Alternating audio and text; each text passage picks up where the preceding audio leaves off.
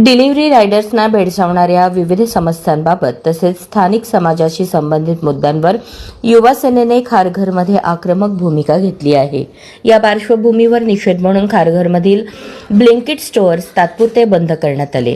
यापूर्वी युवा सेनेचे जिल्हाध्यक्ष रोशन पुजारी, जिल्हा सचिव रोहन ढोले, महानगर प्रमुख प्रेम ठाकूर यांच्यासह अन्य पदाधिकाऱ्यांनी ब्लिंकिट प्रशासनाला लेखी व तोंडी निवेदन देत तातडीने कारवाईची मागणी केली होती।